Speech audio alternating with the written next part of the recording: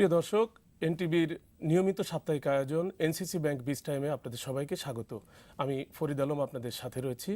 প্রিয় দর্শক, আপনারা জানেন সাম্প্রতিক সময়ে সবচেয়ে আলোচিত বিষয় হচ্ছে পদ্মা সেতু।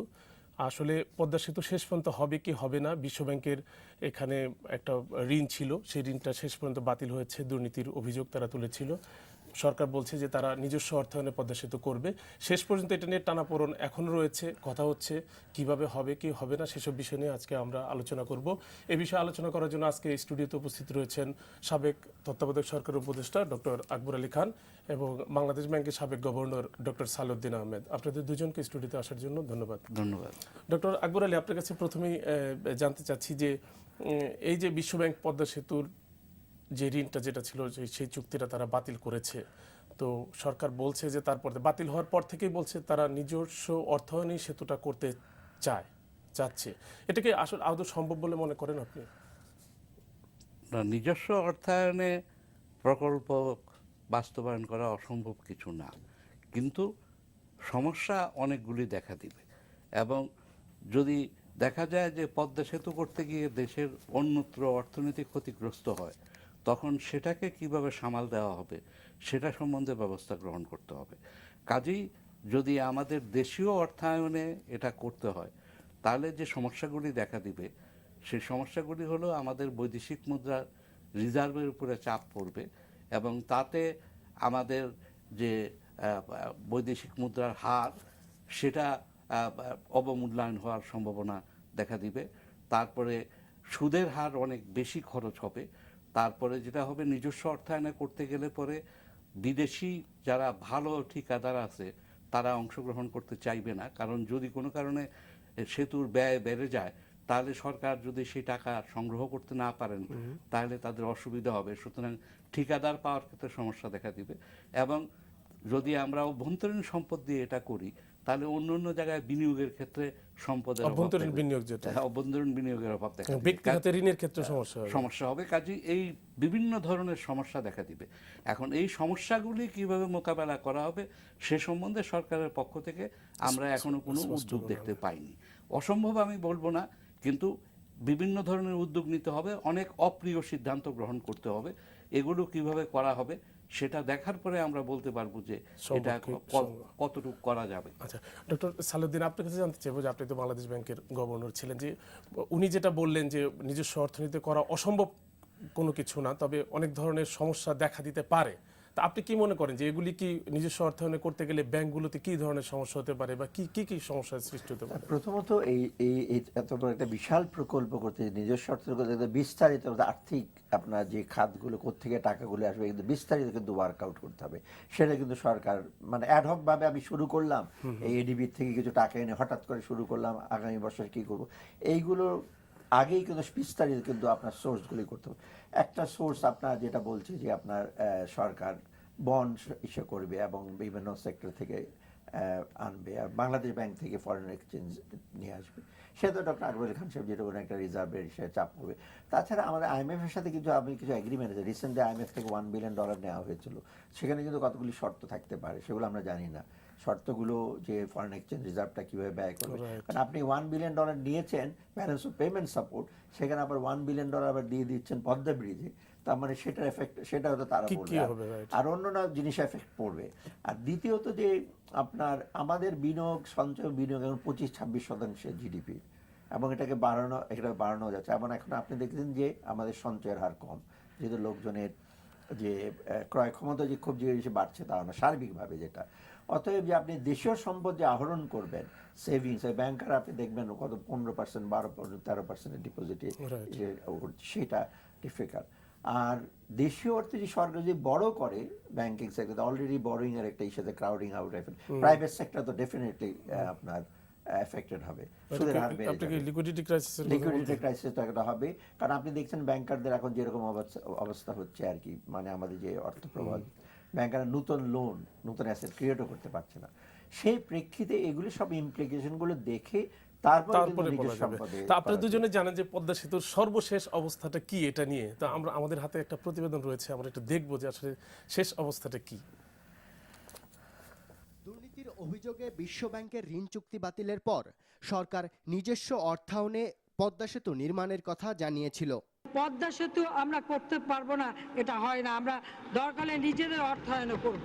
এখানে বিদেশি অর্থ যেটুকু আমাদের লাগবে, আমাদের এখন যে রিজার্ভ আছে সেই রিজার্ভ থেকে প্রতি বছরে ওই 1 বিলিয়ন 2 বিলিয়ন খরচা করা, এটা আমাদের জন্য মোটেই কোনো কষ্টের না, আমরা তাও করতে পারবো। তবে এরপরই বিশ্বব্যাংকের শর্ত মেনে সাবেক যোগাযোগ মন্ত্রী সৈয়দ আবুল হোসেন এবং সংশ্লিষ্ট কর্মকর্তাদের ছুটিতে পাঠানো হয়েছে। আর এতে অর্থমন্ত্রী বিশ্বব্যাংকের ঋণ পাওয়ার ব্যাপারে ইতিবাচক মন্তব্য করেন। ওরা বলেছে যে this is what should be done. আমরা যেটা বলেছিলাম যে আমাদের যে অফিসার আছে সেটা আমরা ব্যবস্থা নিয়ে নিব, ছুটিতে দিয়ে দেবো। তো সে সঙ্গে সঙ্গে অ্যাপ্লাই ছুটি করেছে, ছুটি অ্যাপ্লাই করেছে, গেজেট হয়ে যাবে আজকে কালকে। স্যার, আপনি কতটুকু আশাবাদী ওয়ার্ল্ড ব্যাংকে? তার মানে স্যার আমরা পজিটিভ চিন্তা করতে পারি? অফকোর্স, হ্যাঁ। ঠিক তার পরদিনই দেয়া লিখিত বিবৃতিতে অর্থমন্ত্রী বলেছেন, বিশ্বব্যাংকের সিদ্ধান্ত ঘোষণার পর থেকেই অন্য 3 উন্নয়ন সহযোগীদের সাথে আলোচনা চালিয়ে যাচ্ছে সরকার। ইসলামী উন্নয়ন ব্যাংক প্রকল্পের বাস্তবায়নে আগ্রহের কথা জানিয়েছে এবং সৃষ্ট বাধা অপসারণে বাংলাদেশের সাফল্য কামনা করেছে।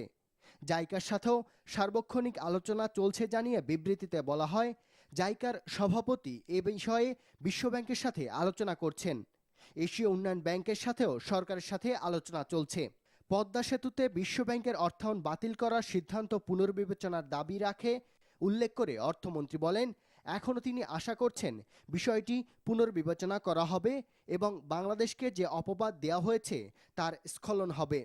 এদিকে বিশ্বব্যাংকের শর্ত মেনে পদ্মা সেতুর দুর্নীতির অভিযোগ তদন্ত করতে সংস্থাটির সাথে দুদক একটি সমঝোতা চুক্তি স্বাক্ষর করবে বলে সাংবাদিকদের সাথে আলাপকালে জানান দুদক চেয়ারম্যান।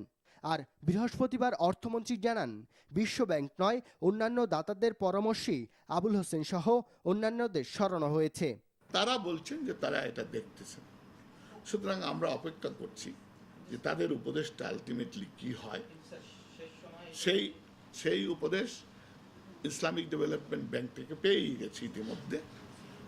এখন জায়গাটা পাবো, তারপরে ঠিক করব কিভাবে এটা বিশ্ব ব্যাংকের সঙ্গে আবার শুরু করে। সবকিছু করলেন, এখন যদি ওয়ার্ল্ড ব্যাংক না করে তাহলে আই ডোন্ট নো, এই জন্য তো আমি ওয়ার্ল্ড ব্যাংকে কিছু লিখি নাই নিজে। এক্সিকিউটিভ ডিরেক্টর আলোচনা করছেন তার কলিগদের সঙ্গে, ওয়ার্ল্ড ব্যাংকের সঙ্গে, আমরা দেখব তখন কি হয়। এদিকে সাবেক যোগাযোগ মন্ত্রীকে দেশপ্রেমিক হিসাবে আখ্যায়িত করা হয়েছে। সেটা দেখলেন। আমরা কিন্তু একটা জিনিস জানি যে পদ্মা সেতুর ঋণ চুক্তি যেদিন বাতিল হয় 30 জুন সম্ভবত, তার আগে পরে অর্থমন্ত্রী কিন্তু সবসময় আশাবাদী ছিলেন এবং তার কথায় বোঝা গিয়েছে যে তারা চেষ্টা করে যাচ্ছেন নতুন কিছু হয় কিনা। এবং তার উল্টো দিকে কিন্তু প্রধানমন্ত্রী এবং অন্য কয়েকজন মন্ত্রীর বক্তব্য কিন্তু ছিল ভিন্ন ধরনের। তো এই বিষয়গুলোকে এখন কি আমরা, উনি যেটা বললেন যে এটাকে আশা করা যায়? প্রথম বিষয় যেটি সেটি হলো যে প্রধানমন্ত্রী যেটা ব্যক্ত করেছেন সেটা হলো সরকারের অঙ্গীকার, অর্থাৎ যে কোনো মূল্যে সরকার পদ্মা সেতু করতে চায়। কিন্তু অর্থমন্ত্রী যে বিষয়ে কথা বলছেন সেটা হলো কিভাবে পদ্মা সেতু সুষ্ঠুভাবে এবং কম খরচে এবং জনগণের জন্য কম সমস্যার সৃষ্টি করে করা যায়, সেটা নিয়ে তিনি প্রধানত চিন্তিত এবং সেই জন্যই তার কাছে অর্থায়নের প্রশ্নটা সবচেয়ে বড় প্রশ্ন হয়ে দাঁড়িয়েছে। এখানে আরেকটি জিনিস কিন্তু আমাদের মনে রাখতে হবে যে আমাদের অর্থায়ন ছাড়াও আমাদের বাস্তবায়নের একটা সমস্যা আছে। যেমন আমরা যখন কোনো প্রকল্প শুরু করি যেটা 3 বছরে শেষ হওয়ার কথা, সেটা 6 বছরে কি 9 বছরেও শেষ হয় না। যেমন ধরেন এই যে ঢাকা শহরের মধ্যেই হাতির ঝিল প্রকল্পের যে রাস্তা, সেই সাবেক তত্ত্বাবধায়ক সরকার আমলে শুরু করেছিলেন, এখন পর্যন্ত শেষ হয়নি। এটা প্রথম কথা ছিল যে 2 বছরে শেষ হয়ে যাবে। এখন পদ্মা সেতুর মতো প্রকল্প, সেটা যদি আপনার শেষ করতে হয় ওই 3 বছর সময় হলে 3 বছরই করতে হবে। আপনি যদি 3 বছরের জায়গায় 6 বছর নিতে যান, ওর মধ্যে কিন্তু নদীতে অনেক পরিবর্তন হয়ে যেতে পারে এবং তখন কিন্তু এই প্রকল্প বাস্তবায়ন খরচ বেড়ে যেতে পারে, বাস্তবায়ন অত্যন্ত শক্ত হয়ে দাঁড়াবে। কাজেই এই ধরনের প্রকল্প বাস্তবায়নের যে ক্ষমতা, সেটাও কিন্তু আমাদের অত্যন্ত সীমিত এবং আছে কিনা সেটা অত্যন্ত সীমিত ক্ষমতা। আমরা যমুনা সেতু করেছি, কিন্তু সেখানে কিন্তু মূলত বিশ্বব্যাংকের কারিগরি সহায়তার উপর নির্ভর করেই আমরা যমুনা সেতু করেছি। কাজে এখনো আমাদের সেই অভিজ্ঞতা। আমরা আপনার কাছে আবার আসবো। ডক্টর সালাউদ্দিন, আপনাকে জানতে চাচ্ছি যে বিশ্বব্যাংকের ঋণ চুক্তি বাতিল হওয়ার পর আমরা শুনেছি যে এডিবি মানে এশিয়ান ডেভেলপমেন্ট ব্যাংক, আইডিবি বা জাইকা, তাদের ঋণগুলো নিয়েও একটা সন্দেহ দেখা দিয়েছে। তা আপনি কি মনে করেন এখন অর্থমন্ত্রী যেটা বলছেন যে তাদের সাথে কথা হচ্ছে, এই পরামর্শ মানে কি আবুল হোসেনকে সরিয়ে দেওয়া, বা আদৌ আমরা এখনো গেজেট পাইনি যে ওনার পদত্যাগটা হয়েছে কিনা, তা আপনি কি মনে করেন যে এতে বিশ্বব্যাংক সন্তুষ্ট হয়েছে বা হবে, বা এখন অন্য ঋণগুলো আমরা পাবো? না, প্রথমত যে এখন যে সরকার থেকে যে কতগুলো পদক্ষেপ নিয়েছে, কিন্তু আপনি দেখবেন অনেক রকম বিপরীত ধর্মীয় বক্তব্য হচ্ছে। এখন আপনি একেবারে দৃশ্যত কিছুগুলো অ্যাকশন নেবেন, আমার কথাবার্তাগুলো কিন্তু সেগুলো সঙ্গতিপূর্ণ হতে হবে, তাই না? সেটা না হলে কিন্তু একটা ডোনার যে কোনো লেন্ডারের মধ্যে একটা সন্দেহ থাকবে, কারণ প্রথম থেকে একটা সন্দেহ ছিল দুর্নীতি হচ্ছে। অতএব এই কথাবার্তার মধ্যে ওদের বলতে পারে যে আপনার এখন যে পদক্ষেপ নিয়েছেগুলিতে ভবিষ্যৎ সেগুলি উল্টে দেবেন না, এমন কোনো নিশ্চয়তা কে দেবে? অতএব এইখানে কিন্তু একটা সন্দেহ থেকে যাবে বিশ্ব ব্যাংকের মধ্যে, অতএব সেটা একটা খুব খেয়াল থেকে যাবে। করতে যেমন হবে। অর্থমন্ত্রী কিন্তু বলেছেন যে আমরা তাদেরকে এখনো জানাইনি, বিশ্বব্যাংকে কিছু জানায়নি, তো বিশ্বব্যাংক কি অপেক্ষা করছে যে আবুল হোসেনকে তারা আসলে কি করলো, বাবুল হোসেন কি করেছে? না, ইভেন যদি জানার ফর্মালি, তবুও আপনার বিশ্বব্যাংক এটা যে কোনো, আমি বলবো ইভেন এডিবি, জাইকাও, কারণ বিশ্বব্যাংক যে লিডিং মানে আসলে ওই ডেভেলপমেন্ট গ্রুপের ওই লিডার হিসেবে তাদের কি ফলো করবে, এই সমস্ত বেসিক জিনিসগুলো, দুর্নীতি থাকবে না, বাস্তবায়ন যেটা ডক্টর আকবর খান বললেন যে সুষ্ঠুভাবে করতে হবে, এগুলো কিন্তু ওরাও অপেক্ষা করবে।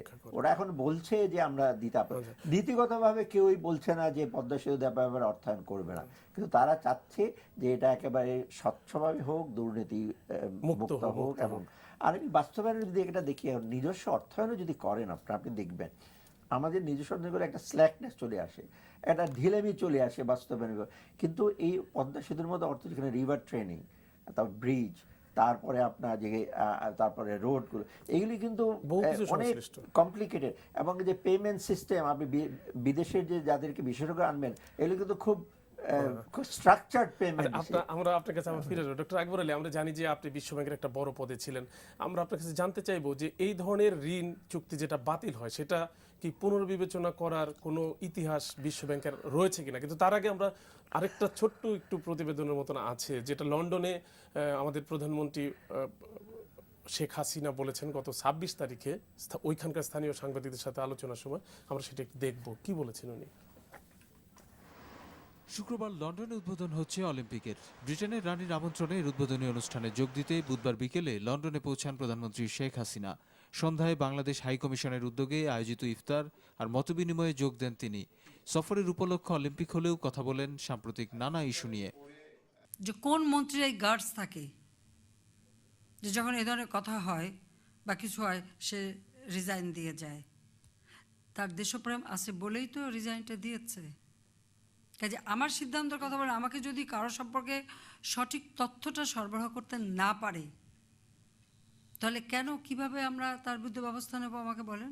সেও চায় পদ্মা সেতুটা হোক, কিন্তু সে যখন মনে করছে না আমার কারণে এটা হচ্ছে, আমার দেশের এটা ক্ষতি হবে, আমি এটা চাই না, আপনারা সেটাকে অ্যাপ্রিসিয়েট করেন।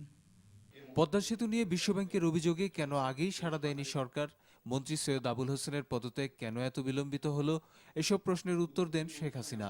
প্রধানমন্ত্রী আরও বলেন, বিশ্বব্যাংক আসুক বা না আসুক পদ্মা সেতু হবেই।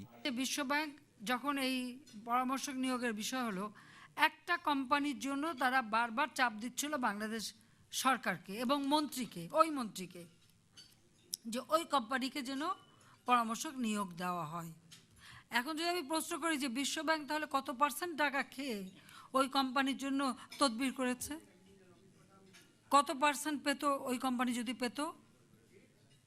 যারা এই বারবার যে চিঠি দিয়েছে, মন্ত্রীকে চাপ দিয়েছে, বারবার বলেছে যে না অমুক কোম্পানিকেই দিতে হবে, এবং পরবর্তীতে দেখা গেল যখন সেই কোম্পানি একটা ফ্রড কোম্পানি। এলজিআরডি মন্ত্রী ও আওয়ামী লীগের সাধারণ সম্পাদক সৈয়দ আশরাফুল ইসলাম, পররাষ্ট্রমন্ত্রী ডাক্তার দীপু মনি এবং বাংলাদেশি হাই কমিশনার এ সময় উপস্থিত ছিলেন। আপনারা ইয়াটি দেখলেন যে উনার, আমাদের প্রধানমন্ত্রীর প্রতিক্রিয়া কিন্তু খুবই কঠোর ছিল। তো এখন কি মনে করেন যে আসলে এরপরে কি ধরনের সুযোগ আছে, আপনি বলেন। আইনত যে সিদ্ধান্ত গ্রহণ করে সে যে কোনো সময় সিদ্ধান্ত পুনর্বিবেচনা করতে পারে, কিন্তু বাস্তবে বিশ্বব্যাংক প্রকল্প চুক্তি বাতিল করার পরে সেটাকে পুনরুজ্জীবিত করেছেন, এ ধরনের উদাহরণ খুব বিরল। আমি বিশ্বব্যাংকের ওয়েবসাইটে দেখছিলাম মাত্র 2টি ক্ষেত্রে এ ধরনের ঘটনা ঘটেছে। সুতরাং এটা খুব বেশি ঘটে না, খুব অল্প ক্ষেত্রেই, সামান্য ক্ষেত্রে এই ধরনের ঘটনা ঘটতে পারে। তো সেখানে মূল সমস্যাটা যেটা, সেটা হলো আইনগত সমস্যা এখানে সবচেয়ে বড় সমস্যা না। সমস্যাটা হলো বাংলাদেশ সরকার এবং বিশ্বব্যাংকের মধ্যে সমঝোতা প্রতিষ্ঠিত হতে হবে। এখন বাংলাদেশ সরকার বিষয়টাকে একভাবে দেখছে, বিশ্বব্যাংক আরেকভাবে দেখছে, এবং যখন এই ধরনের একমত থাকবে না, তখন তাদের পক্ষে বিষয়টি পুনর্বিবেচনা করার কোনো অবকাশ থাকবে না। অবকাশ নেই। কা- ডক্টর সালেউদ্দিন, আমি আপনার কাছে জানতে চাই, উনি যেটা বললেন যে একটা সমঝোতার দরকার রয়েছে, তো এখন আমাদের প্রধানমন্ত্রী যেটা বললেন বা যে যতটুকু করা ভাষায় বললেন, এটা কিন্তু সরাসরি উনি অভিযোগ করেছেন যে তারা একটা কোম্পানির কাজ দিতে বলেছিল। এসএনসি লেভেলিনের বিরুদ্ধে যে অভিযোগ উঠেছে উনি তার উল্টাটা বললেন। তো আপনি কি মনে করেন তারপর আসলে ঋণ চুক্তি পুনর্বিবেচনার সুযোগ রয়েছে বা হতে